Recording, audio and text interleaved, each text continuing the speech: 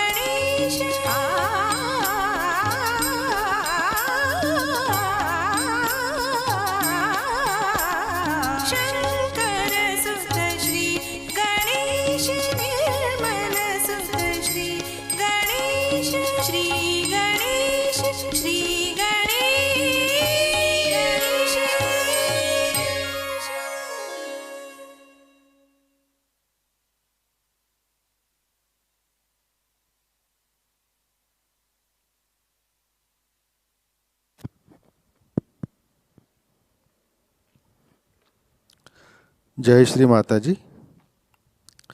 विश्व के सभी सहयोगियों का सुबह के ध्यान सत्र में हार्दिक स्वागत है।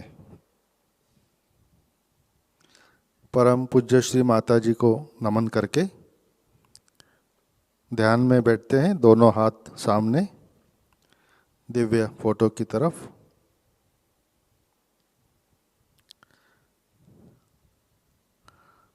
अपने आप को माँ से जोड़ने की कोशिश करते हैं,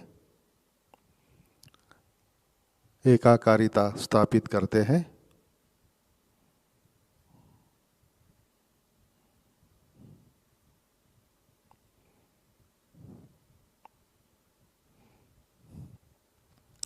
परम पूज्य श्री माता जी कृपा करके हम सबको अपने चित्त में ले लीजिए। श्री माता जी, आप हमें चित्त की शक्ति से आशीर्वादित करें ताकि हमारा चित्त सदा आपके श्री चरणों में बना रहे।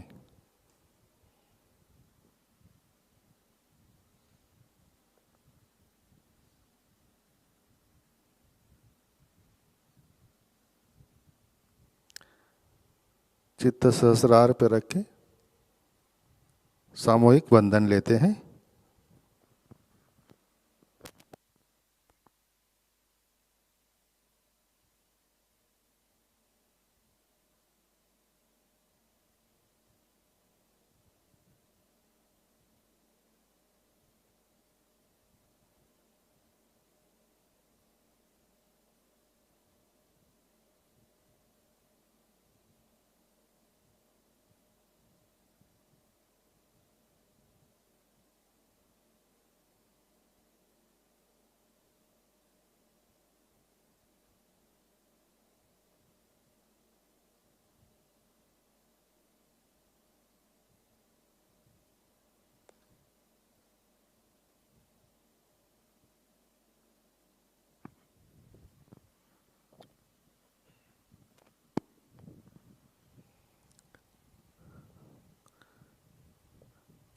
चित्त हृदय में लाना है।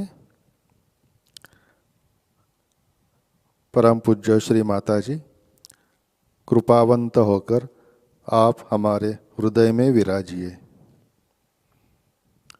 श्री माता जी, आपकी कृपा में मैं केवल आत्मा हूँ।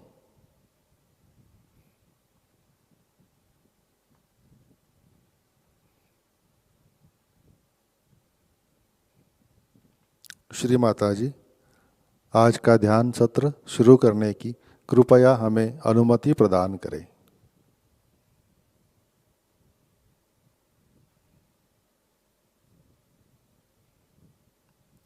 ध्यान की शुरुआत 3 महामंत्र तत्पश्चात श्री गणेश मंत्र से करते हैं।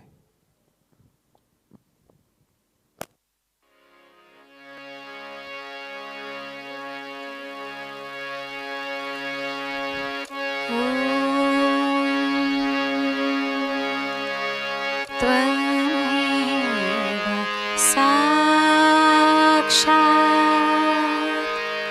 श्री महालक्ष्मी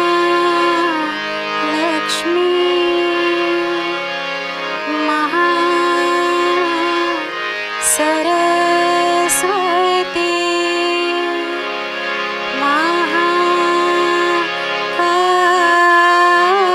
महाकाली त्रिगुणात्मिका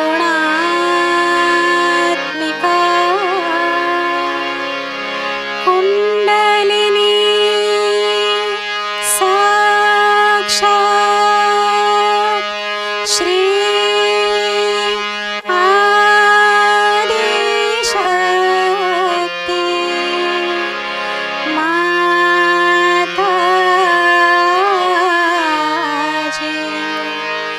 श्री निर्मला देवी नमो नमः।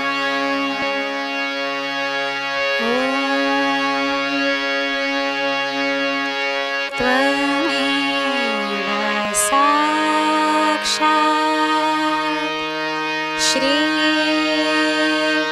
कलकी साक्षात् श्री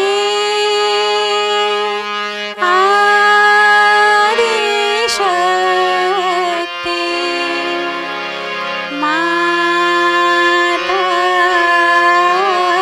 माताजी श्री निर्मला देवी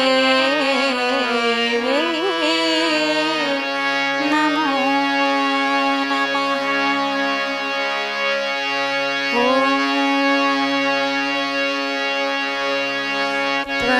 त्वमेव साक्षात् श्री कलकी साक्षात् श्री सहस्रार स्वामिनी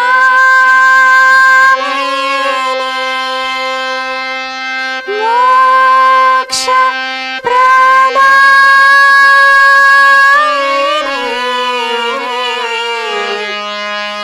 माताजी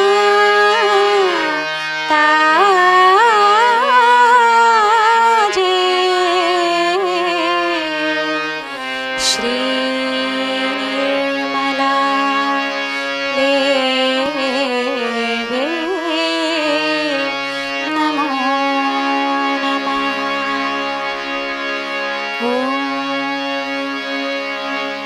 त्वमेव साक्षात् श्री गणेश साक्षात् श्री आदिशक्ति माताजी श्री निर्मला देव्यै नमो नमः।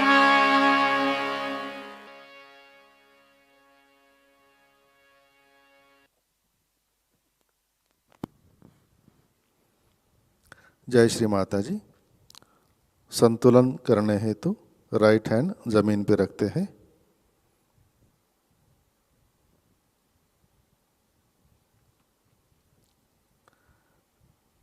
परम पूज्य श्री माता जी, आपकी कृपा में हमारे लेफ्ट साइड के तमोगुण के सभी दोष और बाधाएं पृथ्वी तत्व में विलीन कर दीजिए।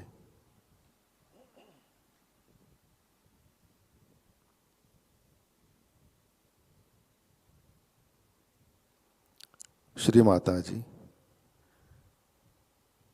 कृपा करके हमारी ईड़ा नाड़ी शुद्ध कीजिए।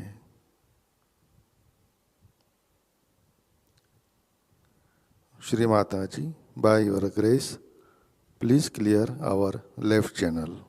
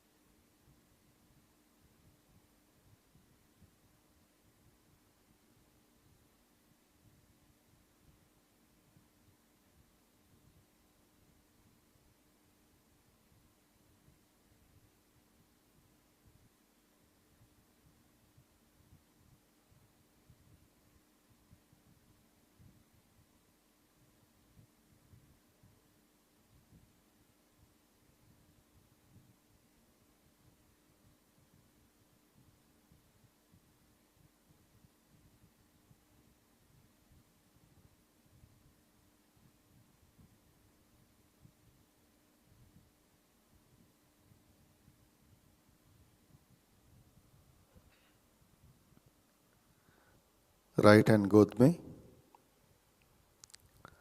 लेफ्ट हैंड आकाश की तरफ।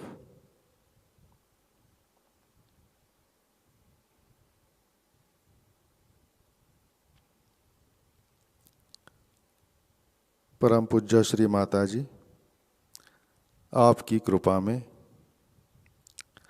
हमारे राइट साइड के रजोगुण के सभी दोष और बाधाएं आकाश तत्व में विलीन कर दीजिए।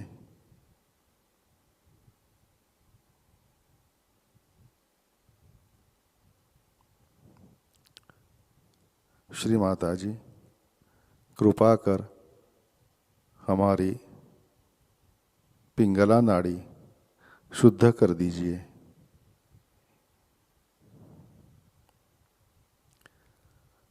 Shri Mata ji, by your grace please clear our right channel.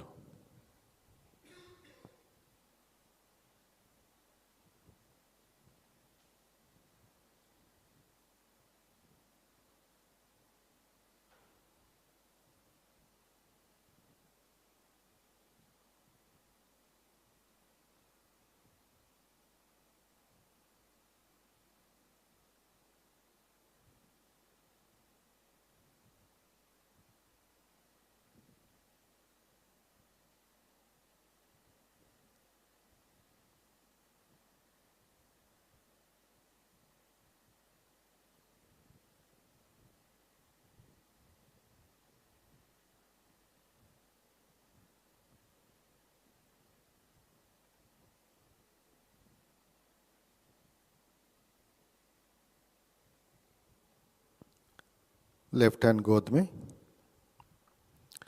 दोनों हाथ सामने, अपना चित्त मध्य नाड़ी पर स्थिर करते हैं।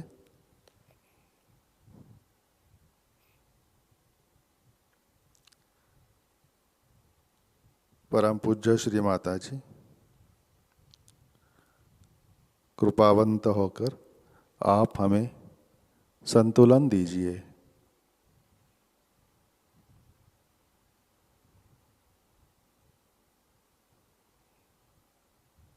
Shri Mata ji, by your grace please give us the balance.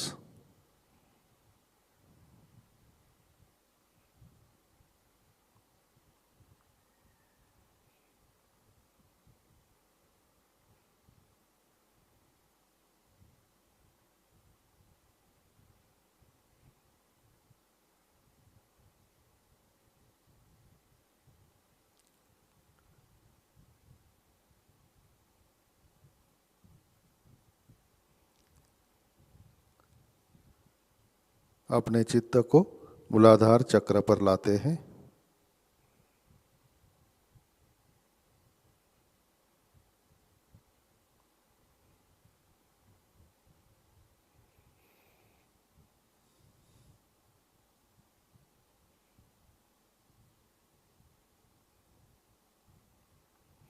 Shri Mata जी, आपकी कृपा में सामूहिकता के मूलाधार चक्र पर श्री गणेश जी की शक्ति जागृत कीजिए।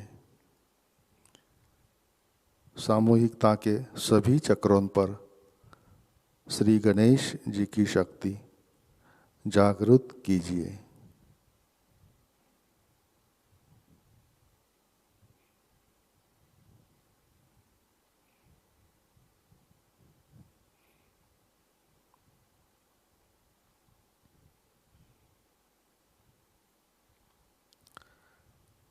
अपना चित्त मूलाधार पर लाते हैं।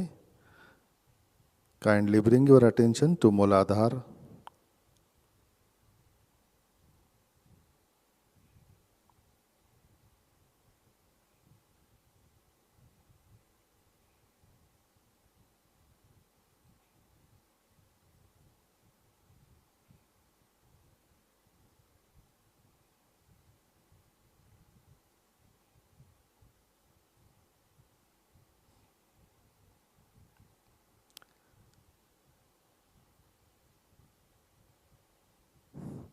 मूलाधार पर चित्त स्थिर करके मंत्र लेते हैं। श्री कुंडलिनी गौरी माता। ओम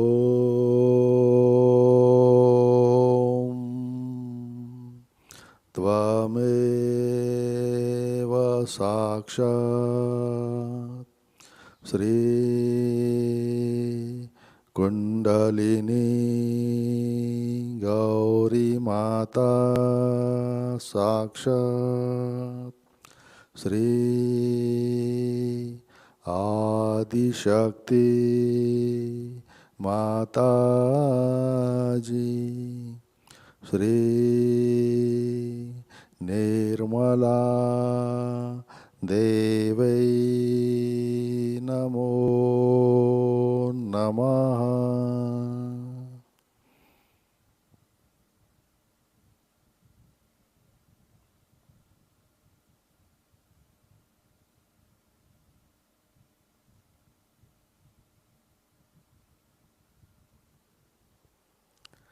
अपना चित्त मध्य नाड़ी से सहस्रार चक्र पर लाते हैं। Kindly bring your attention to सहस्त्रारा।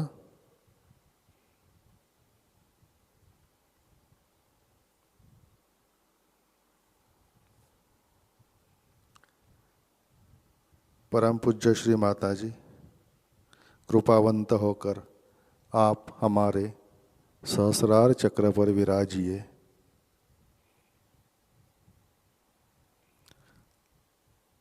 आपके श्री चरण कमलों का दर्शन हमें हमारे सहस्रार पर दीजिए।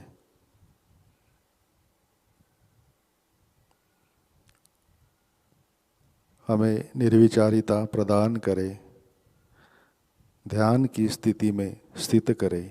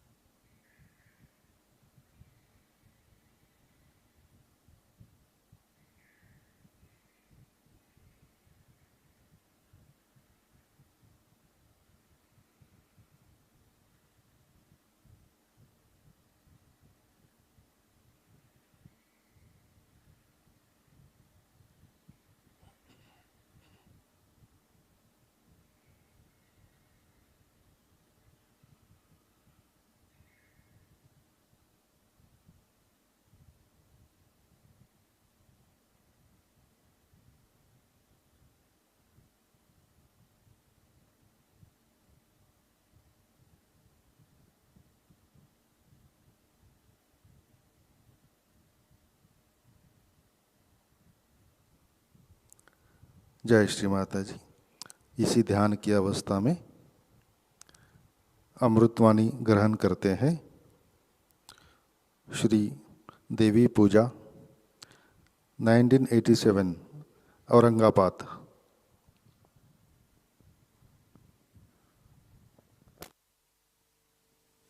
I'm sorry, I was dealing with some newspaper people, journalists. They came very late. Whatever it is, I found them to be very sensible and very understanding.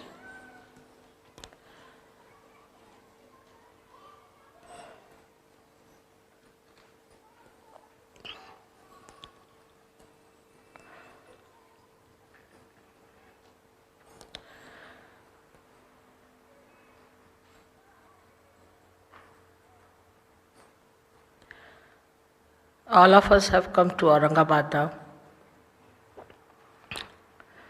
and it seems this place is full of vibrations. Maybe here Shalivahanas ruled in this area, but also there have been many saints who were born on this side of Maharashtra, and they perpetuated Dharma. They always talked about self-realization. Dharma gives you the balance. It gives you the establishment into proper behavior, proper understanding, proper living, but it doesn't give you the completion of your journey. It doesn't give you the satisfaction of reaching the destination. And your personality is still incomplete. So one has to have the experience of the Spirit. As I was discussing with them today, I told them that those who do not have the experience of the Spirit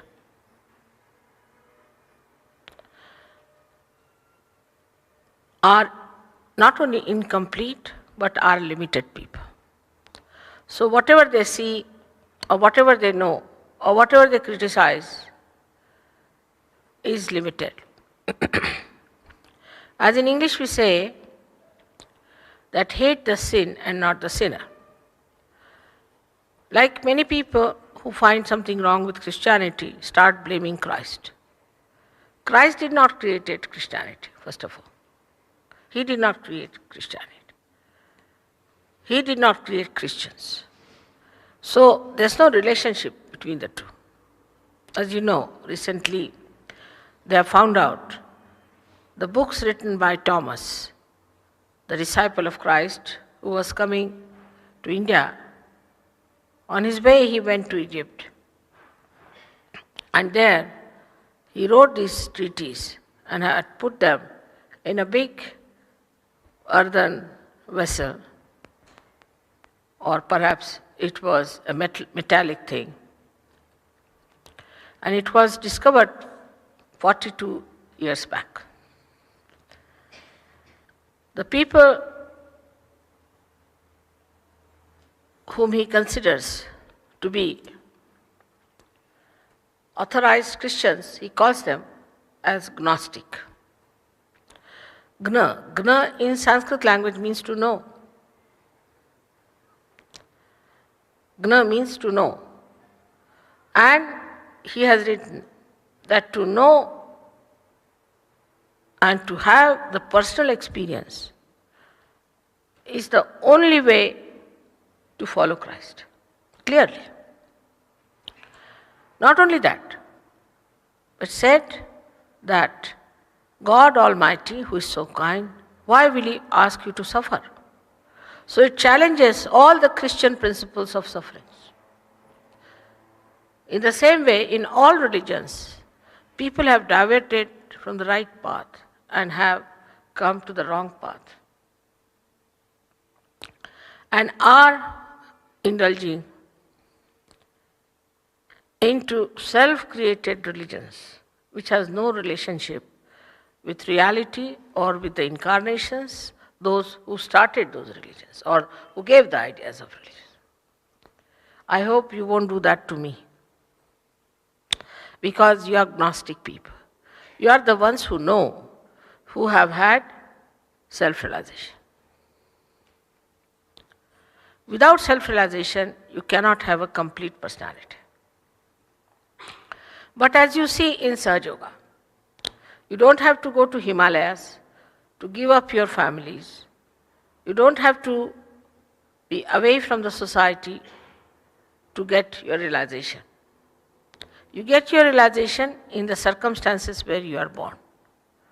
In the same society, in the same family life, but you rise higher than them and try to pull them out of the mire in which they are existing. This mire of ignorance has to be crossed. And some of you have to do it. And when you realize that, then you should know that you all have to be very strong people. You all have to be extremely strong. If you are not strong enough, how can you pull out the rest of them? People who are mediocre think that gradually they will be all right and that they will come up. But I would suggest that you should make all out effort to become strong Sahaja Yogis. To become strong Sahaja Yogis is not difficult, because you have all the powers within yourselves. You have the Kundalini within yourselves, and you know the way how to become a realized soul. The problems are of you being dragged into your ego or into your conditioning. Only two problems, not more. Like somebody asked, how many turns there are in London? Only two, left or right. So either you go to the left or to the right. All the permutations and combinations of this left and right starts working, and then you get into trouble. And then you get into problems. But actually it is a very simple thing. To get out of your ego should be the simplest, and that is where you try to understand yourself. You see yourself, how you are reacting, where is your attention, what are you doing, what is your attitude towards Sahaja Yoga. So many people think that this is my house, this is my family, this is my car, this is my horse, this is my dog. I don't know how far it goes by, my. But nothing is yours. Yesterday, as Kabira has said it, that some cheat, that is the death, will come and take away everything. That is not yours. Then my family, then my children. All this is a nonsense. And so, when you start getting attached to this word my, there where you fail completely into your own understanding of your ego, you are completely blinded by this ego.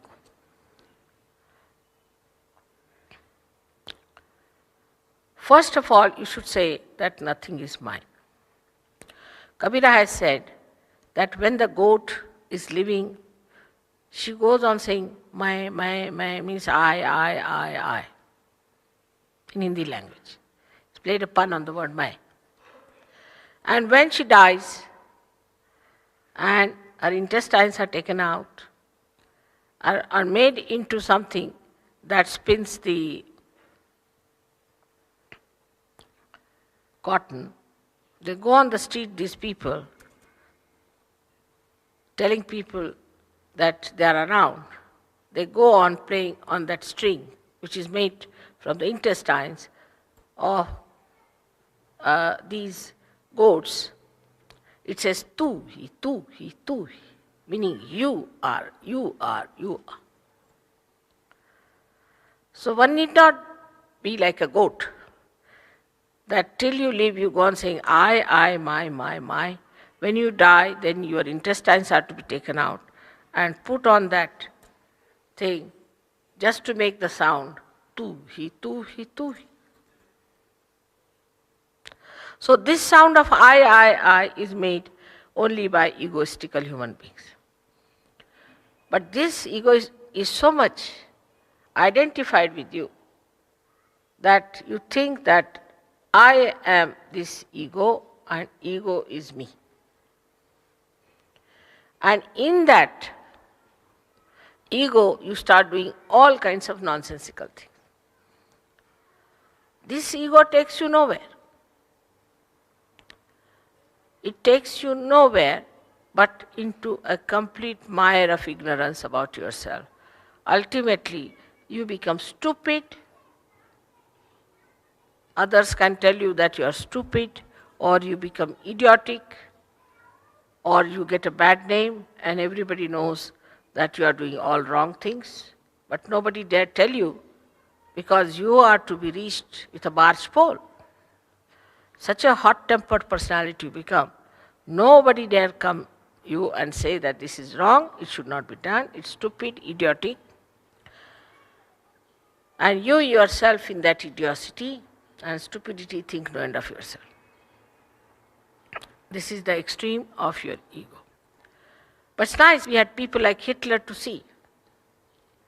So if you put Hitler as the ideal egoist, then you will not go on that road, because it's a very slippery road, and maybe one day you land up there. The second side of ours, which is looks very morbid and very mild, is the left side. The movement on the left side is the emotional side. You develop habits with the left side. Now, some people have very dangerous habits, some have simple habits. Like, I have a bad habit or good habit, you may say, that I must put my right hand under my foot because it's all the time working, so I want to control it. So, no, I put it under my head like this while sleeping and sometimes under my foot, just to make it a little bit stop working, it works too hard, just to give it rest. So under my pillow I put it and sleep. But I discovered once I hurt myself that I now cannot put it under my head. I said, it's a very funny habit I have got, but it's not such a dangerous one. It's quite good. So I am continuing with it. But I can get rid of it. It's very simple. But when I get rid of it, I think the people become overactive, so I put it again under my pillow. So as Sahaja Yogi, all your habits should be under your control. Now the habits we have formed through drugs, from drinking, from anything, are very dangerous habits. Also people have their attention, being all the time around. All the time is attention, here, there and there, attracting people, looking after them, not looking after yourself. This attention has to be brought under control, is very important. That's very simple, that whenever it happens, you just put down your eyes. Keep your eyes down. That's one of the ways we allow our attention to fritter away and also our growth becomes stunted. This is a very, very dangerous thing which in the West especially we have developed. Here also people must read every shop's name. Indians have a bad habit because they have just now started reading, so they want to read everything that they find, anything. So on the road, if there's a road of shops, they'll read every name of every shop, turn round again and see if they have missed anything. It sounds stupid, but they all do it. And all the time they are doing it. So the attention, wherever it goes, has to be under our control. We have to keep it all the time under our control. As Namadeva has said very clearly, in Guru Granth Sahib has written that when a little child is flying a kite, he's talking to everyone. He's playing in a way, but his attention is on the kite. And when a housewife is carrying her duties, putting her child on her waist and working, then she is doing all kinds of work, but her attention is on the child. The ladies who are carrying 3-4 earthen pots on their heads, water filled up to the brim,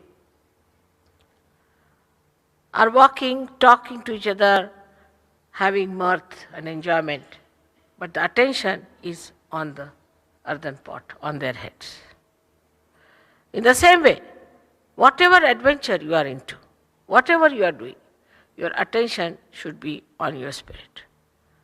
Then everything is under control and you can never get enveloped into anything where attention should not be lost.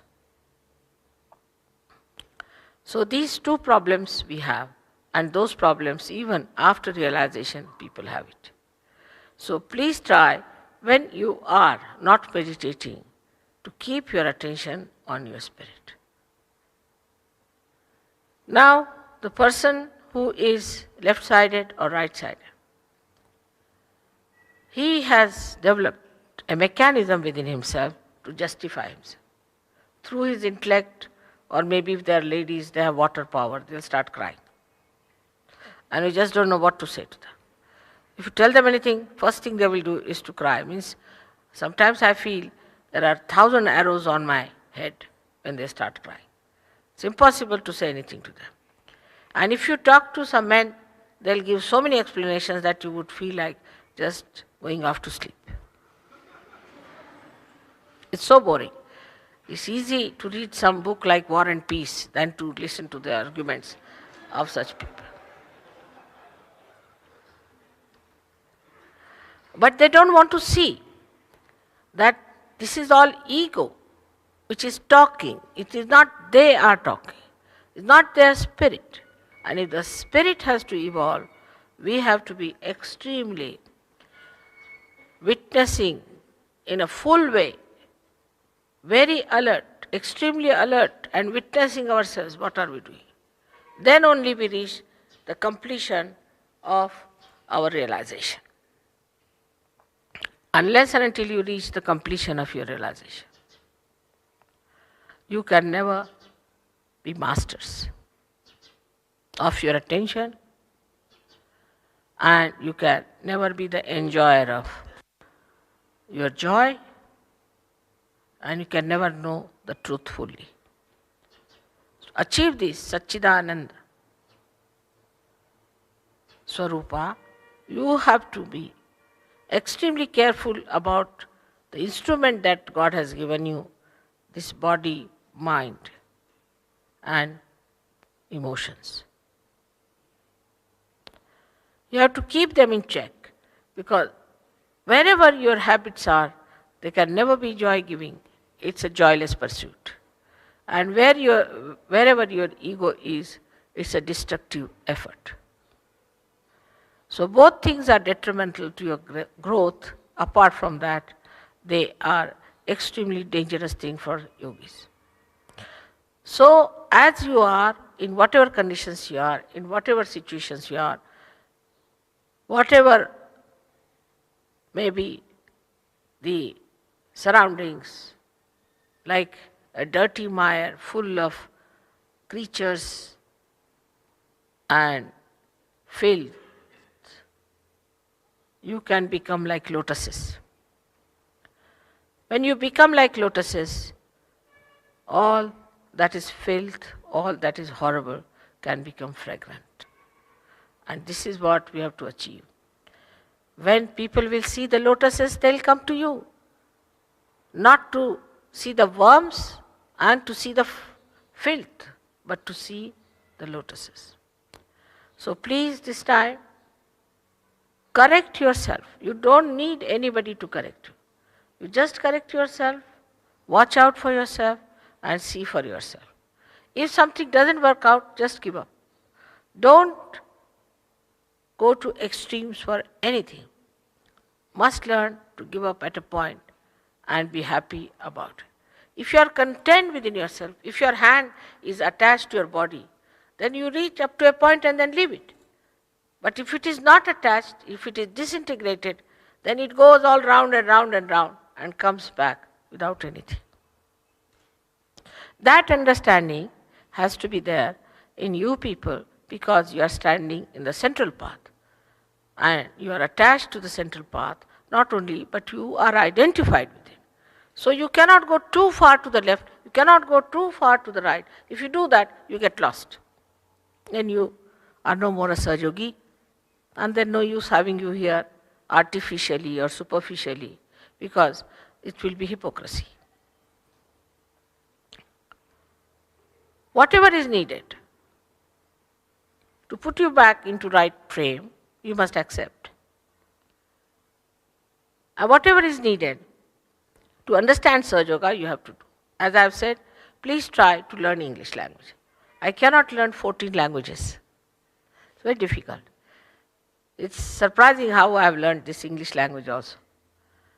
So now to learn 14 languages, I have to take 14 avtaras again.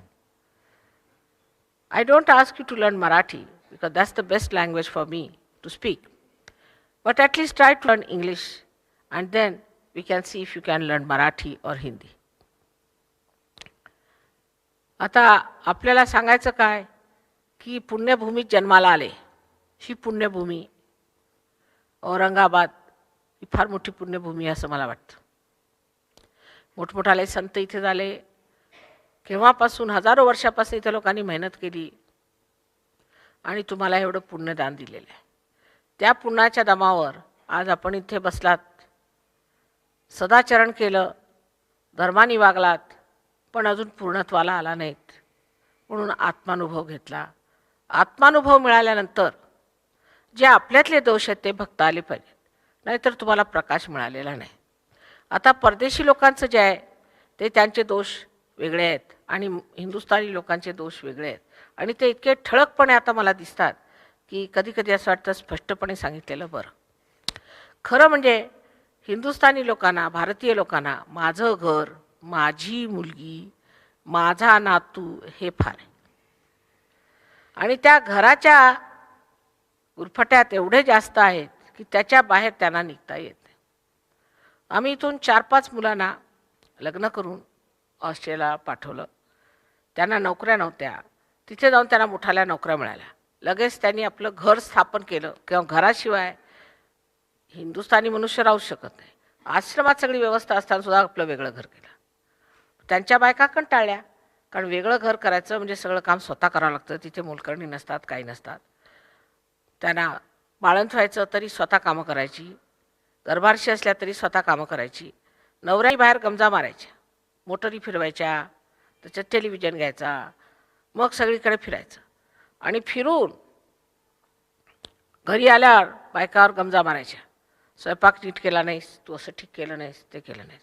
त्या बायका कंटाळल्या. हे का असले म्हणे नवरे, तिथे सगळं काम करता येत नाही, बाहेरची स्वच्छता करता येत नाही, फक्त माझं घर असलं पाहिजे व्यवस्थित आणि आपलं बाहेर फिरायचं. आणि ते सगळ्यांचंच आहे आपल्या इथे. आपल्या इथल्या सगळ्या पुरुषांना काही हात कशाला लावता येत नाही, कोणत्या हाताने काम करता येत नाही. सगळे पांढरपेशी इथून तिथून. आमच्याकडे आम्ही एक माळी ठेवलेत, माळी आहेत बरं का ते. आणखी ऑस्ट्रियाहून तिथले UNचे ते ॲग्रिकल्चरचे ॲडवायझर आहेत, ते इथे आले. ते आपल्या हातात फावडा घेऊन कुदळ घेऊन मेहनत करतात. हे कमरेवर हात ठेवून बसलेत, पायात रबराचे बूट घालून. म्हटलं पायात रबराचे बूट कशाला घातले? म्हणे मला चिखलानी त्रास होतो. असं का म्हटलं? मग आता तुम्ही कुठेतरी जाऊन राजेसाहेब व्हा. हे आपल्यामध्ये फार जास्त आहे. आणि बायकांचा असा विषय झाला आहे, कारण त्यांना हे कळतं की पुरुषांना जर घर व्यवस्थित करून दिलं, चमचमीत जेवायला दिलं की आपल्या हातात असतात. पण त्या आपले ते घरामध्ये खूप चमचमीत, आज हे करायचं, उद्या नवऱ्याला ते करायचं, मग जेवणाला हे द्यायचं, म्हणजे तुम्हाला हे आवडतं. मग आता त्यांना जर कारली आवडतात तर सगळ्यांनी भांडून कारली आणायची बाजारात, ते शिजवून द्यायचं, नवऱ्याची सगळी सेवा करायची, नवऱ्याच्या पाठीपाठी लागायचं. त्यांनी नवरे खराब होतात पहिली गोष्ट. आणि घर म्हणजे काहीतरी विशेष असं जे आपण केलेलं आहे त्याच्या पलीकडे काही आहे तिकडे लक्ष जात नाही. ते जे माझं माझं आहे ते इतकं संकुचित संकुचित संकुचित होता होता आपण त्याच्यात नष्ट होतो. हे आपल्यातलं एक जायला पाहिजे. तुम्ही जर सहयोग, तुम्ही योगीजन झाले, जिथे बसाल तिथे तुमचं घर, जिथे जाल तिथे तुमचं घर. कुटुंब एवढं लहानचं की काय विचारायला, ते लहानपण मोठं कसं होणार. आणि त्यामुळे जेवढं काही कमवलेलं पूर्वजन्मातलं पुण्य आहे, त्याच्यामुळे तुम्ही अशा भारतभूमीच्या योगभूमी जन्माला आलात, त्याचा सर्वनाश होतो. ते मोठंपणे आला पाहिजे. ते मोठंपणे येत नाही. आणि पुरुषांच्यामध्ये तर फार कमी असं ह्या लोकांचं म्हणणं आहे. आता सगळ्यांनी लिहून पाठवलं की आम्हाला हिंदुस्थानातल्या बायका फार आवडतात पण पुरुष नको, कारण सगळे आळशीस्वर आहेत. ते दिसतं आपल्याला. घराच्या बाहेर घाण पडलेली असली तर आपण त्याच्यावर तुडून वर जाऊ, पण घर मात्र बायका स्वच्छ ठेवतात. बरं, बायका हुशार आहेत. घर ठीक ठेवलं पाहिजे. म्हणजे नवरा घरात राहतो, त्याला घरात ठेवणंच कठीण, कारण तो सारखा घरातनं पळतच असतो. तेव्हा आपल्यातली जी चूक आहे ती ही आहे की आपल्यामध्ये सामूहिकतेचा मुळीच अंश नाही. सामूहिकतेत कसं राहायचं, सगळ्यांना मिळून मिसळून कसं राहायचं, सगळ्यांना आपुलकीने कसं राहायचं, तो विचार नाही. आता आम्ही दिल्लीला मोठ्या मुश्किलीने एक आश्रम काढला. तिथे एक मनुष्य राहायला तयार नाही. नवरा बायकोला दादा पुता करून मुंबईहून पाठवलं 2 दिवसात परत. माझं घर, ही जी भावना ती आधी तोडायला पाहिजे. सगळं जग माझं घर आहे असं ज्या दिवशी म्हणाल तेव्हाच म्हटलं पाहिजे की तुमचं थोर मन झालेलं आहे. मन इतकं संकुचित आहे, त्याच्यामुळे वाढ कशी होणार सहयोगांची. जरी सहयोगी झाले, जर ध्यान करतात, पूजन करतात, सगळं काही चांगलं आहे, पूर्वपुण्याही आहे, पण जैसे थे त्याच्या पुढे काही होत नाही वाटचाल. त्याला कारण मी शोधून काढलं की अत्यंत घुटमळण आहे घरातल्या घरात. जर तिथेच तिथे गोल फिरायला लागले तर पुढे कसे जाणार. सामूहिकतेत उतरता येत नाही. सगळं स्वतःला धरून मार करायचं, स्वतःची प्रतिष्ठा वाढवायची, स्वतःचं घर, स्वतःची बायको, स्वतःची मुलं, अमकं तमकं तमकं आहे. जोपर्यंत तुम्ही त्याच्यातनं बाहेर निघत नाही. आणि नुसती गाढव मेहनत आहे, ती गाढव मेहनत आहे. सगळं जर परमेश्वर करतो तर तुम्ही कशाला गाढव होता. जेव्हा तुम्ही म्हणाल की मी सर्व काही करतो तर तुम्ही गाढव झाले. तसं ख्रिस्त गाढवावर बसले होते आणि ते गाढव त्यांना घेऊन चालला होता. त्या गाढवाला असं वाटलं की सगळेजण माझ्या गळ्यात हार घालतात म्हणजे मीच ख्रिस्त झालो. तर ख्रिस्ताला जरा त्रास देऊ लागले तर त्यांनी गाढव सोडला आणि दुसरीकडे निघून गेले. तर तिकडनं ज्याचं ते गाढव होतं तो परीट आला, त्याने 2-4 हाणले त्या गाढवाला. त्याच्या लक्षात आलं की बाबा मी गाढवच आहे. तर जो ख्रिस्त होता तो ख्रिस्त आहे, तसा जो योगीजन आहे तो योगीजन आहे, तो काही गाढव नाही आहे. नसती गाढव मेहनत आपल्या बायकोला खुश करायचं, ह्याला खुश करायचं, त्याला खुश करायला काहीही गरज नाही. सामूहिकतेत उतरलं पाहिजे. आणि सामूहिकतेत उतरण्यासाठी पहिल्यांदा ह्या सर्व लहान लहान शूद्र गोष्टी सोडल्या पाहिजे. आणि शूद्र माणसाला सगळं शूद्र दिसतं, मोठं काही दिसत नाही. सगळं काही जे शूद्र आहे, जे चुकीचं आहे ते पहिल्यांदा धरतो. म्हणून आपलं मन आधी थोर केलं पाहिजे. पहिलं माझं घर हा शब्द घातला पाहिजे. माझा शब्द हा खोटा आहे, माझ्याला काही अर्थ आहे. ते जसं काल म्हटलं कबीराचं की एक ठगवा आला आणि मला लुटून घेऊन गेला. म्हणजे कोण? मृत्यू. ज्यावेळेला मृत्यू होतो त्या सुटतं, सगळे माझे बिजे सगळे सुटून जातात. पण हा मृत्यू आपल्यात झालेला आहे आता, कारण आपण आता सहयोगी झालो. जे आपण अंडरूपाने होते ते आता पक्षी रूपाने झालो. तेव्हा ते मागचं सगळं काही सुटलेलं आहे. आता आपण पंख पसरून भराऱ्या मारायच्या आहेत, ते सोडून अजूनही त्याच पंखात आपण फसलेलो आहोत. तेव्हा काय म्हणावं, त्या चिखलात आपण रुतून बसलेलो आहोत. तेव्हा ते बरोबर आहे. ह्यापुढे प्रत्येकाने आपलं मन थोर केलं पाहिजे, मोठंपण आणलं पाहिजे. आणि ते मोठंपण आणण्याचं कारण एक हे की सगळ्यांमध्ये रममाण झालं पाहिजे. इतकी मंडळी इथे येतात, तुम्ही त्यांच्याशी बोलत नाहीत, भेटत नाहीत, कुणाशी ओळख पाळख करत नाही, ते बरोबर नाही. ही मंडळी आली, तुम्ही कोण काय त्यांच्या सेवेला असता हे कबूल, पण त्यांच्याशी ओळख झाली पाहिजे, मैत्री झाली पाहिजे. कारण हे तुमचे भाऊ आहेत आणि तुम्हाला कोणी भाऊ नाहीत, कोणी बहिणी नाहीत. हे तुमचे नातलं, हे तुमचे सगळे सोयरे होती असं म्हटलेलं आहे. ज्ञानेश्वरांनी स्पष्ट म्हटलं आहे, हे तुमचे सगळे सोयरे, हे तुमचे सगळे सोयरे आहेत. बाकी जे काही आहेत ते तुमचे सगळे सोयरे नाहीत. कारण त्यांची आणि तुमची बरोबरीच नाही. ते बोलतात एक, करतात एक.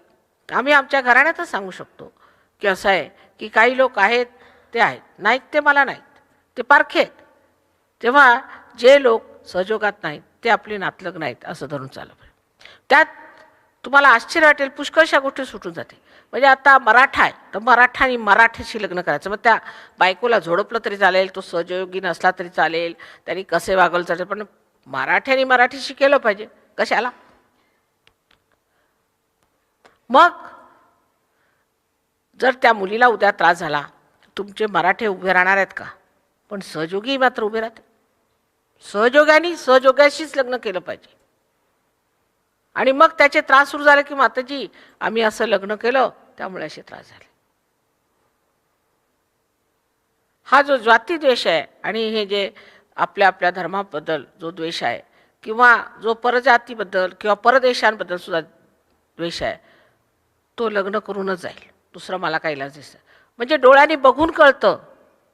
आता परवाच एका मराठ्याच्या मुलीचं लग्न आम्ही ऑस्ट्रेलियाला केलं. त्यांच्या घरातल्या लोकांनी नुसतं आकांड तांडव मांडलं होतं आणि म्हणे की आम्ही जाऊन पोलिसात देऊ. म्हटलं जा, काय करायचं ते करा. ती आता तरुण झालेली आहे, तिला सर्व अधिकार आहे. एवढं त्यांनी केलं, पण त्यांचे काय चाललं नाही. आता ती मुलगी इतकी शहाणी आहे आणि तिचं इतकं सुंदर लग्न झालं, नवऱ्याला फार मोठा पगार वगैरे ते दिसतं त्यांना. तर आता सगळे निघाले ऑस्ट्रेलियाला जायला काठोडी बांधून. लग्नाच्या वेळेला मूर्खपणा केला. तसंच आम्ही ब्राह्मणाला देऊ, पण ब्राह्मणाने उद्या काढली घरातनं तर मग काय करणार तुम्ही? मग माझ्याकडेचं माताजी तुम्ही आता काहीतरी करावं आमच्या जावयावरती. काय करणार तुम्ही? असा शोधून जावई ब्राह्मण शोधला, मग आता त्याच्या गळ्यातच बसा, मी त्याला कशाला काय करणार? ह्याप्रमाणे अनेक मोठमोठ्या गोष्टी आपण ह्या आंधळेपणाने घालवत आहोत. आणि हे अनेक प्रश्न आपल्यासमोर एवढ्यासाठीच उभे राहिले आहेत कारण आपण आपलं हृदय मोठं केलं नाही. आपण योगीजन आहे. आतून आपण संन्यस्त झालो, बाहेरून जरी नाही संन्यास घेतला, आपण संन्यस्त झालो. आणि आपण संन्यस्त झालो आहे त्या गर्वामध्ये तुम्ही राहिलं पाहिजे आणि त्याचाच आनंद मानून घेतला पाहिजे. नाहीतर तुमची प्रगती होणारच नाही, कधीच प्रगती होणार नाही. काय जरी तुम्ही केलं तरी तुमची प्रगती होणार नाही जोपर्यंत तुम्ही आपलं मन थोर करणार नाही.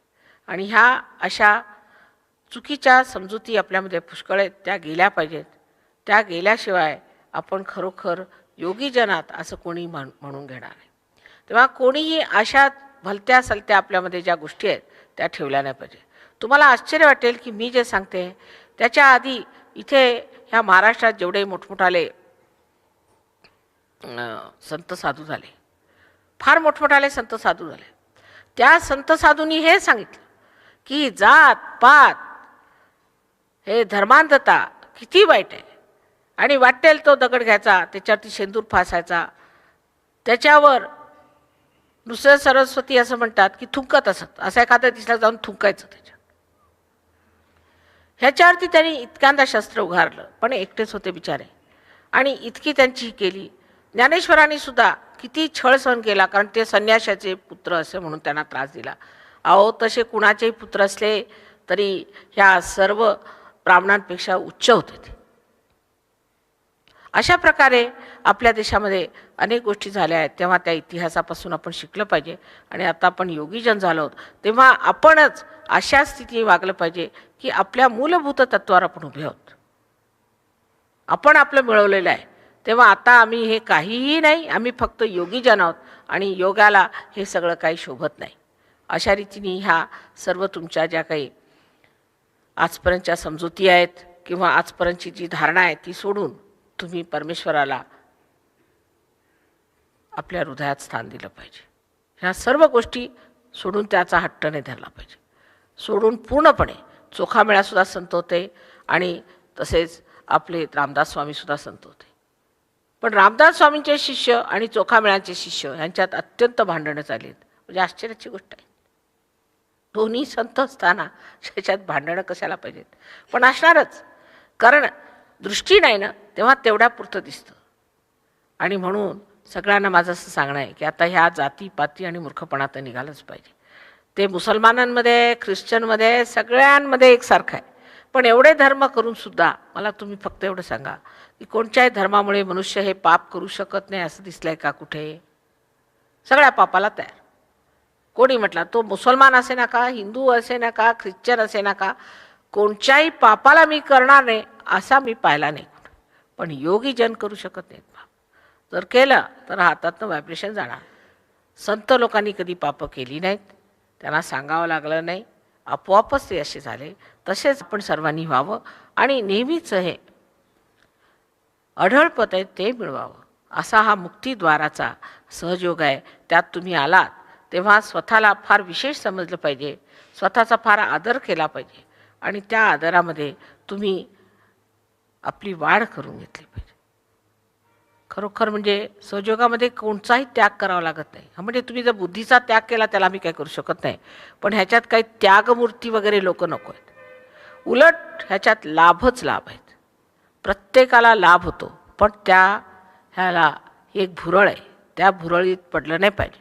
अनेक लाभ होतात. लक्ष्मीचा लाभ होईल तुम्हाला, प्रकृतीचा लाभ होईल, तरतरेचे लाभ होतील, पण ती एक भुरळ आहे. त्याच्या पलीकडे आत्मा आहे, तो मिळवला पाहिजे आणि त्यात रममाण झालं पाहिजे. हे मी आज स्पष्टपणाने आपल्याला सांगते आहे. आणि सगळ्यांनी सर्व ह्या धर्माच्या आणि धर्मांधतेच्या ज्या गोष्टी आहेत त्या सोडल्या पाहिजे. तसंच नास्तिकांनी सुद्धा जरासं डोकं उघडून बघितलं पाहिजे की परमेश्वर आहे किंवा नाही. उगीचच परमेश्वर नाही असं ठासून सांगायला त्यांना काय अधिकार नाही. ते कोण होतात असे म्हणणारे. आणि जर ते असं म्हणतात तर त्यांचं अगदी चुकीचं आहे, कारण त्यांनी अजून पाहिलंच नाही की परमेश्वर आहे किंवा नाही. तेव्हा विशुद्ध स्वरूप असायला पाहिजे. स्वतःचं स्वरूप अगदी निर्मळ करून घ्यायचं आणि त्या विशुद्ध स्वरूपामध्ये परमेश्वराला आपण आकलन केलं पाहिजे. त्याशिवाय ते आकलन होणार नाही, ते तादात्म्य येणार नाही आणि काहीही लाभ होणार नाही. उगीचच जशा आपण पंढरीच्या वाऱ्या करतो तशा इथे वाऱ्या करू नयेत. काहीतरी मिळवावं अशी सर्वांना विनंती आहे माझी, अत्यंत कळकळीची विनंती आहे. आणि मी हेच बघते की महाराष्ट्रात इतकी मेहनत करूनसुद्धा सहयोग का रुजत नाही? कारण फक्त माझी पूजा करून काही होणार नाही. काय उपयोगाचं आहे? तुम्ही सगळ्या देवळात करतच असता माझी पूजा, आणि इथे नुसती पूजा करून काय उपयोगाचं नाही. आज निश्चय आणि निर्धार करायला पाहिजे की आम्ही ही सगळी थोतांडवे बाजूला सारून माताजींची पूजा करू. स्वतःला स्वच्छ करून आम्ही माताजींची आज पूजा करतोय, तेव्हा तरी काय फायदा होईल. नाहीतर मलाच त्रास होतो या सर्व पूजेचा. हा अधिकार फार मोठा आहे आणि तो आम्ही जरी तुम्हाला दिला तरी त्याची लायकी तुम्ही मिळवायला पाहिजे. आणि सगळ्यांना माझा अनंत आशीर्वाद आहे, अनंत आशीर्वाद आहे. कृपा करून आपल्याकडे लक्ष द्या, आपलं महत्त्व जाणा, आपलं मोठंपण जाणा. आज कोणत्या कार्याला तुम्ही लागलेत, हे विश्वाचं एवढं मोठं क्रांतीचं कार्य आम्ही काढलेलं आहे, त्यात तुम्ही उभे आहात आणि त्यासाठी तुम्हाला सज्ज असायला पाहिजे. स्वतःची मजबूती पाहिजे, तयारी पाहिजे. आज पहिला दिवस आहे म्हणून मी विशेष निक्षून सांगते की कृपा करून व्यवस्था जी करायची आहे ती तुम्ही करत आहात, पण ते आम्ही करत नाही, माताजी करत आहेत अशा विचारांनी केली. आणि त्यानंतर आम्ही जे करत आहोत त्याच्यामध्ये फक्त परमेश्वरी कार्य होऊ देत अशी मनामध्ये जर तुम्ही इच्छा ठेवली तर सर्व काही व्यवस्थित होऊन जाईल. असो, सगळ्यांना माझा अनंत आशा. May God bless you all.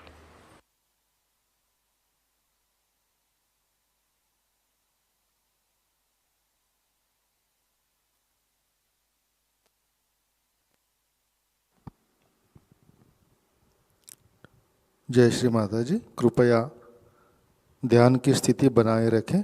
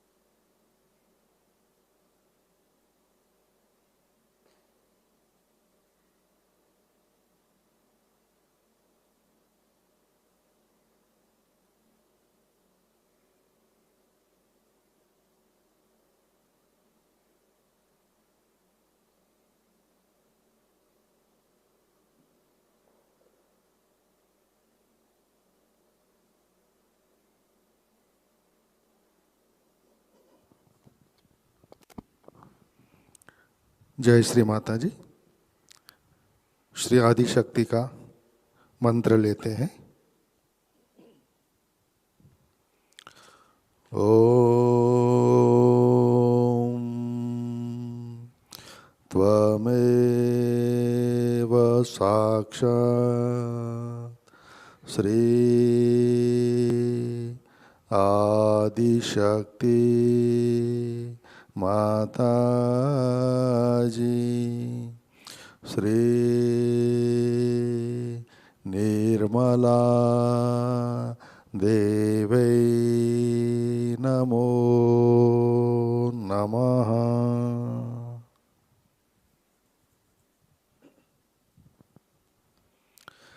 जय श्री माता जी।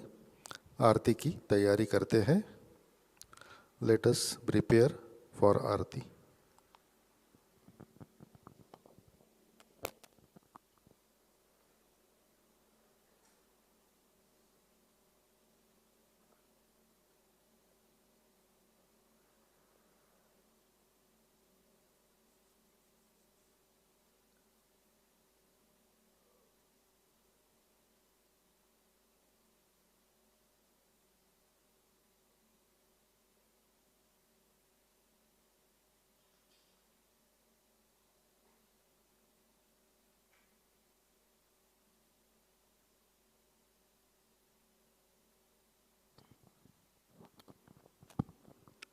आरती के लिए खड़े हो जाते हैं।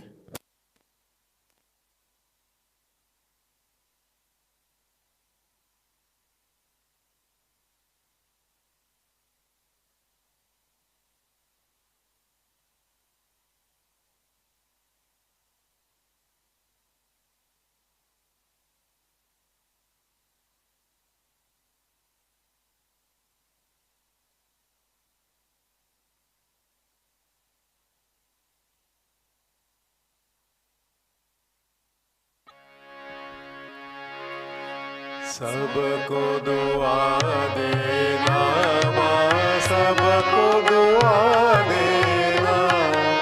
जय निर्मल माता जी, जय निर्मल माता जी। दिल में सदा रहना माँ, सबको दुआ देना, सबको दुआ देना माँ, सबको दुआ देना। जय निर्मल माता जी, जय निर्मल माता जी। दिल में सदा रहना माँ, सबको दुआ देना। जग में संकट कारक कितने लिए अवतार माँ, कितने लिए अवतार। विश्व में तेरी महिमा, विश्व में तेरी महिमा। तू गंगा यमुना माँ, सबको दुआ देना, सबको दुआ देना माँ, सबको दुआ देना। जय निर्मल माता जी, जय निर्मल माता जी। दिल में सदा रहना माँ, सबको दुआ देना। जो भी शरण में आया सुख ही मिला उसको माँ, सुख ही मिला उसको। बैठ के दिल में ओ माँ, बैठ के दिल में ओ माँ। लौट के ना जाना माँ, सबको दुआ देना, सबको दुआ देना माँ, सबको दुआ देना। जय निर्मल माता जी, जय निर्मल माता जी। दिल में सदा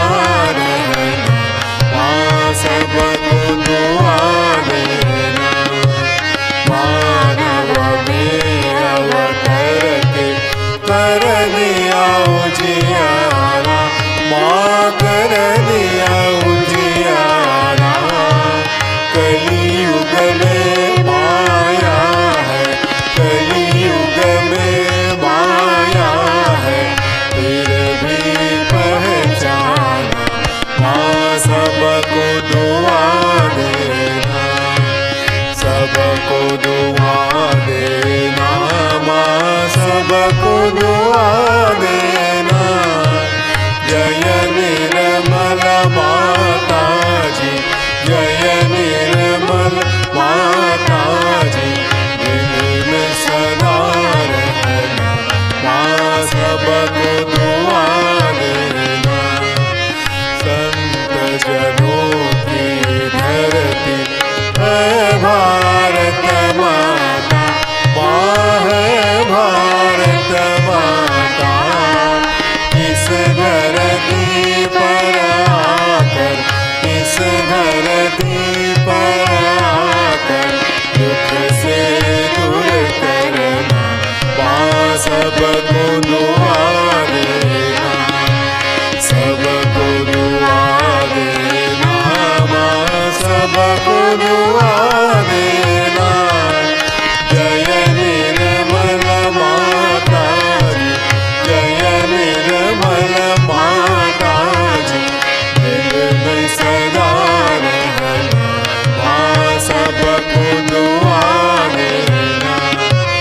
जब दिल में आए तब मधु संगीत सुन लो माँ, मधु संगीत सुन लो।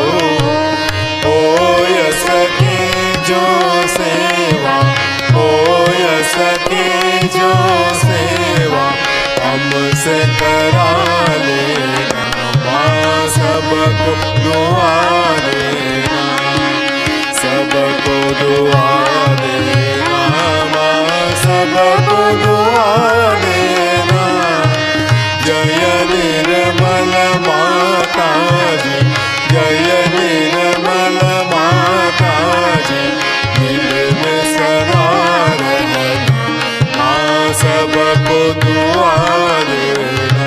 माँ सबको दुआ देना, माँ सबको दुआ देना।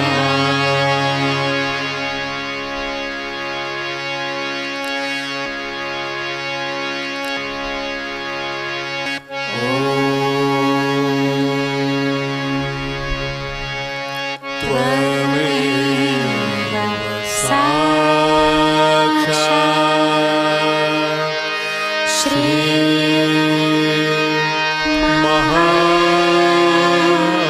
महालक्ष्मी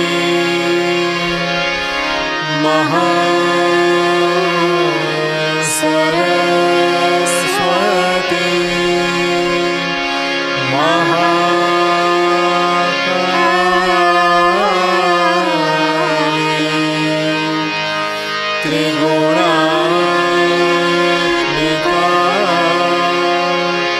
कुंडलिनी साक्षात् श्री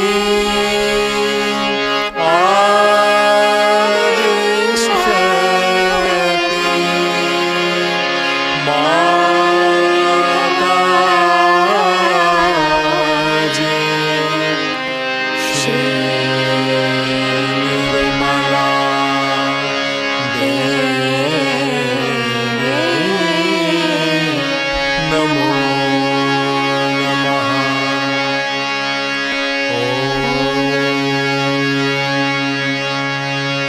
त्वमेव साक्षात् श्री कलकी साक्षात् श्री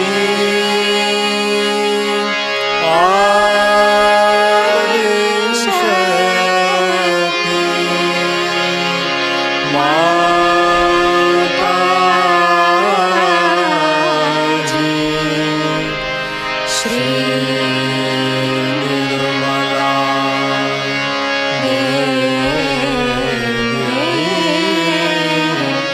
नमो नमः।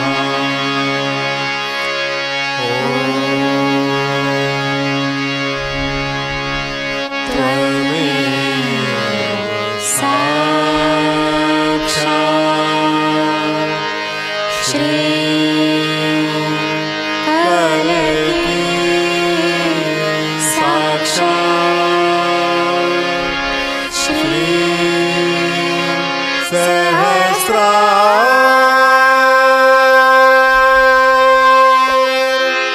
स्वामिनी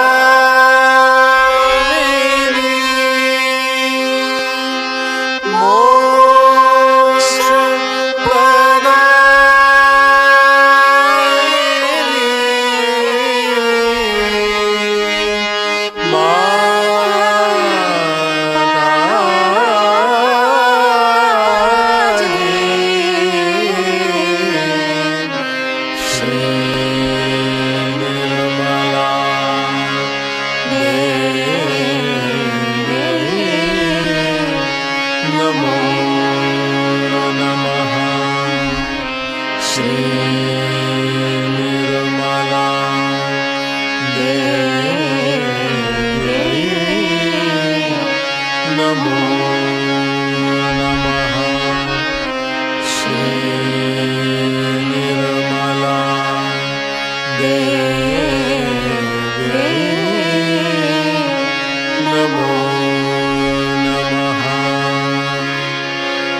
बोलो श्री आदिशक्ति माता जी, श्री निर्मला देवी की जय।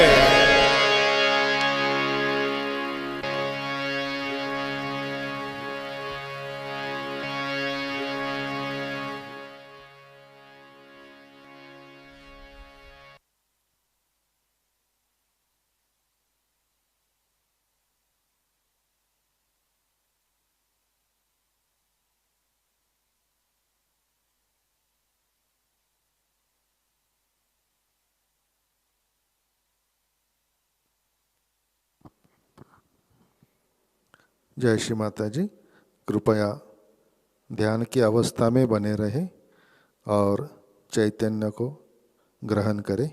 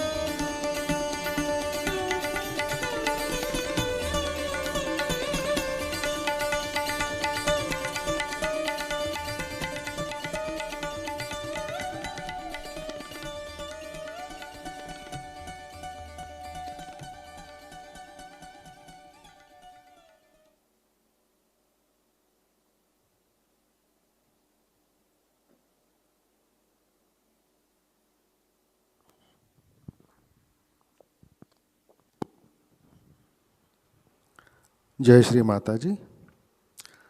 परम पूज्य श्री माता जी के श्री चरणों पर प्रार्थना अर्पित करते हैं।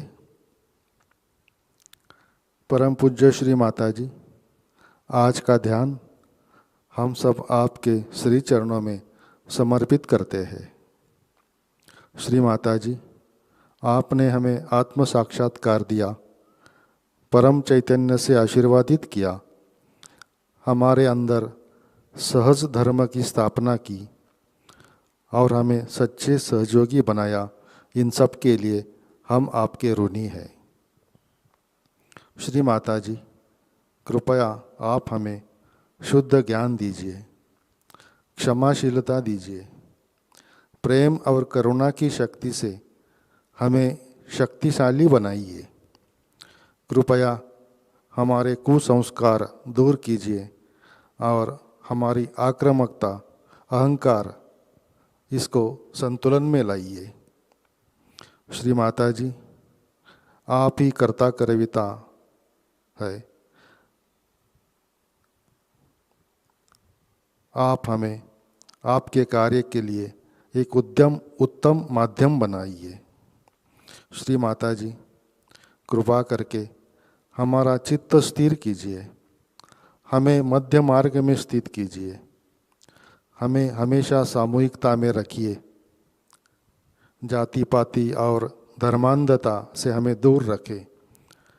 कृपया हमें संतों जैसे सद्गुण संपन्न बनाइए। परम पूज्य Shri Mata ji, Pratishthan Pune YouTube channel, learning सहयोगा यूट्यूब चैनल के प्रसारण में जो भी बाधा उत्पन्न हुई है, ये हम आपके श्री चरणों में समर्पित करते हैं। कृपा करें और हमारे ये दोनों चैनल का प्रसारण पूर्ण रूप से शुरू हो जाए, यही प्रार्थना हम आपके श्री चरणों में करते हैं। परम पूज्य श्री माता जी, हमारे प्रार्थनाओं का स्वीकार करें और हमें आशीर्वादित करने की कृपा करें। आपके श्री चरणों में हमारा कोटि कोटि नमन। जय श्री माता जी। सामूहिक बंधन लेते हैं।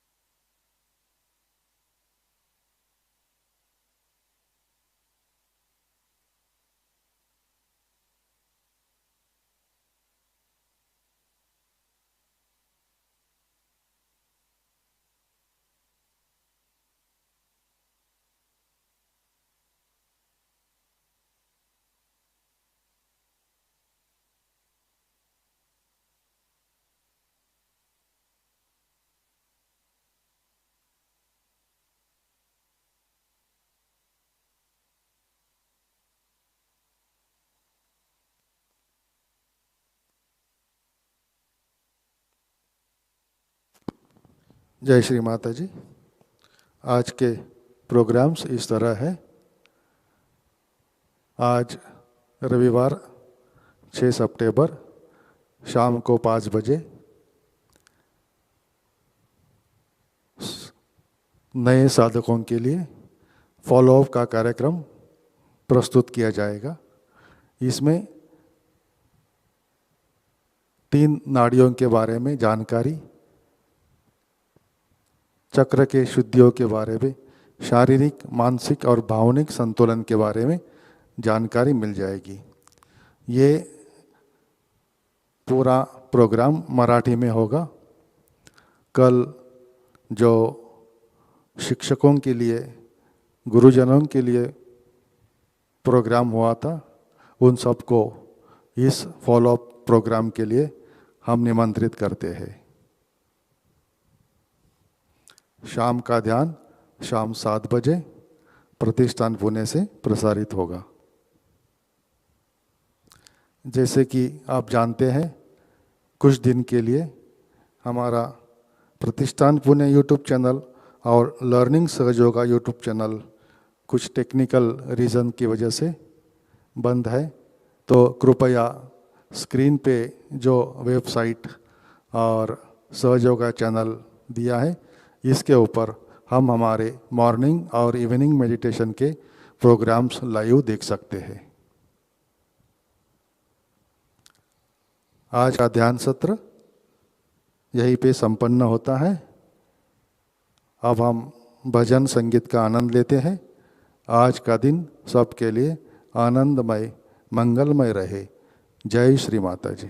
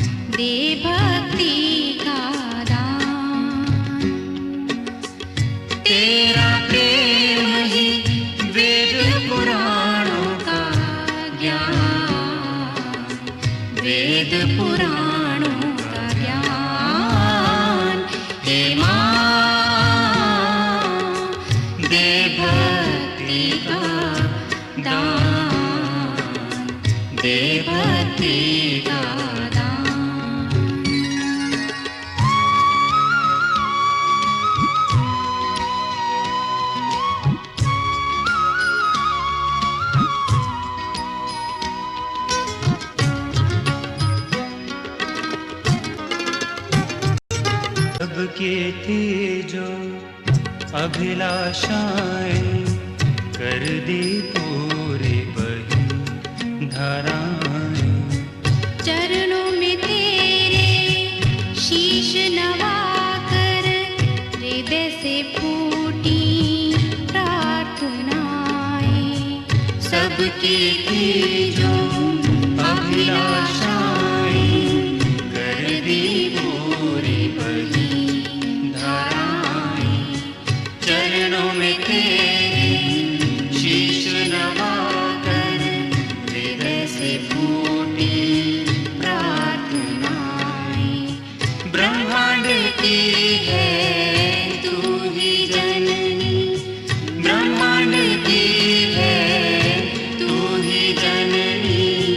स्नेहमयी तू अनुपमा, हे माँ दे भक्ति का दान, दे भक्ति का दान।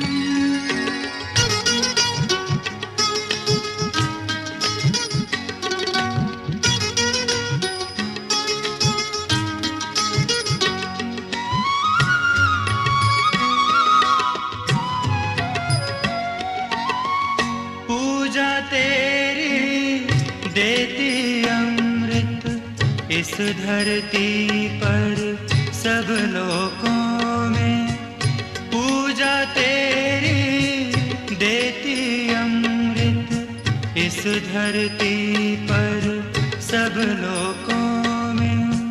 तेरी इच्छा से है बहता मधुरस बच्चों में पुष्पों में।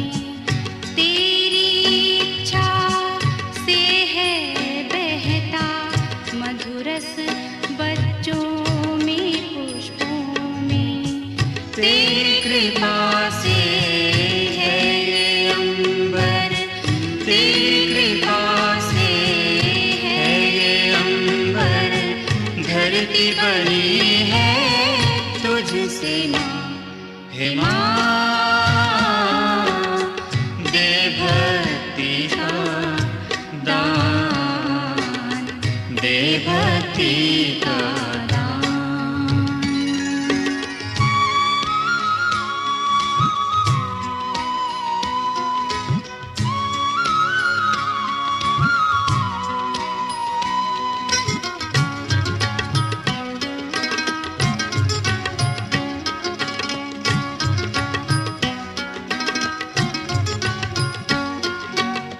क्षमाशील तू है वो झरना, ज्ञान की देवी माँ तू करुणा।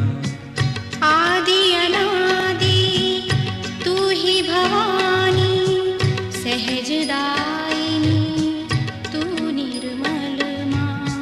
क्षमाशील तू है वो झरना, ज्ञान की देवी माँ तू करुणा। आदि अनादि तू ही भवानी, सहजदायिनी तू निर्मल माँ। मोक्ष है मिलता तव चरणन में, मोक्ष है मिलता तव चरणन में, करके केवल प्रार्थना। हे माँ दे भक्ति का दान, दे भक्ति का दान। हे माँ दे भक्ति का दान, दे भक्ति का दान। तेरा प्रेम ही वेद पुराणों का ज्ञान, वेद पुराणों का ज्ञान। हे माँ दे भक्ति का दान, दे भक्ति का दान। हे माँ दे भक्ति का दान, दे भक्ति का दान।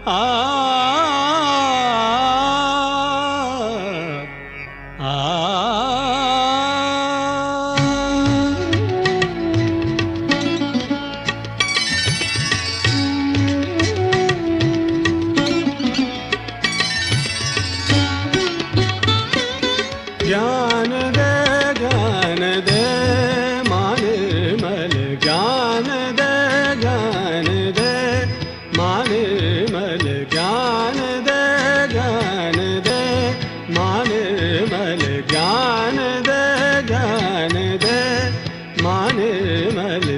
भक्ति सुमन महके हृदय में, भक्ति सुमन महके हृदय में। ज्ञान दे माने मलाने मल, ज्ञान दे माने मल, ज्ञान दे माने मल।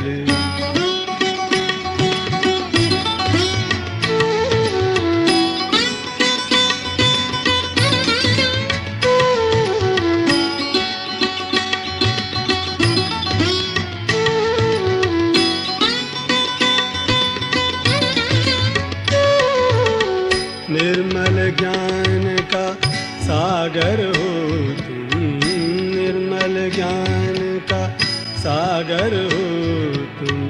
श्वेत सुंदर शारदे, श्वेत सुंदर शारदे दूर कर अवगुण हमारे, दूर कर अवगुण हमारे, निर्मल विद्या दान दे, दूर कर अवगुण हमारे, निर्मल विद्या दान दे।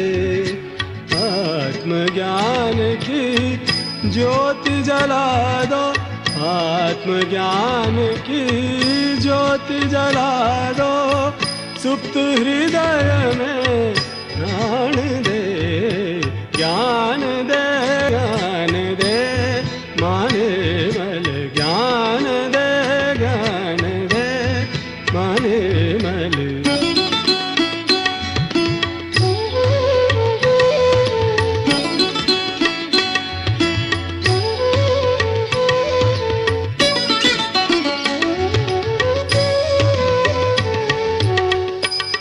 बहुत से स्वप्न मन में हैं, बहुत से स्वप्न मन में, सर्वजन कल्याण दे, सर्वजन कल्याण दे।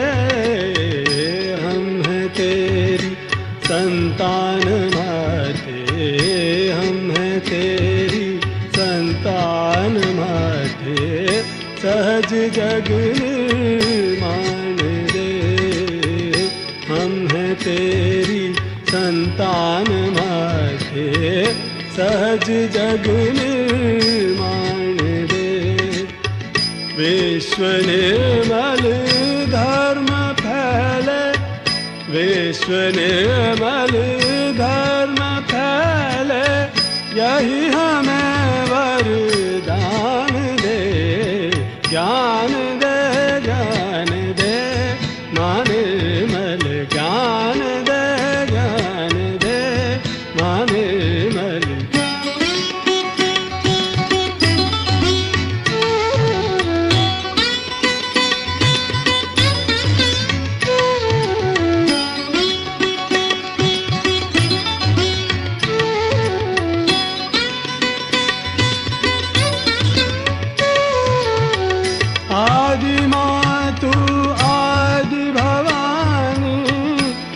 प्रतिपालक जन कल्याणी, आदि मातु आदि भवानी, तू प्रतिपालक जन कल्याणी।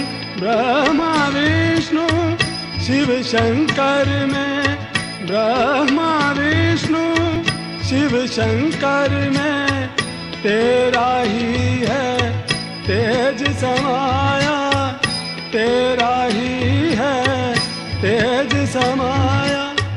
हृदय समर्पित श्री चरणन में, हृदय समर्पित श्री चरणन में, पूर्ण कृपा कर हे वरदानी, पूर्ण कृपा कर हे वरदानी।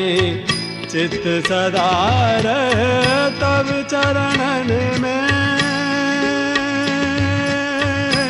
तब चरणन में, तब चरणन में, चित्त सदा रहे तब चरणन में, चित्त सदा रहे तब चरणन में, चित्त सदा रहे तब चरणन में, यही हमें वरदान दे, ज्ञान दे, ज्ञान दे, माने मल, ज्ञान दे, ज्ञान दे, माने मल। भक्ति सुमन महके हृदय में, भक्ति सुमन महके हृदय में, ज्ञान दे माने मलाने मल, ज्ञान दे, ज्ञान दे, माने मल, ज्ञान दे, ज्ञान दे, माने मल, ज्ञान दे, ज्ञान दे। माँ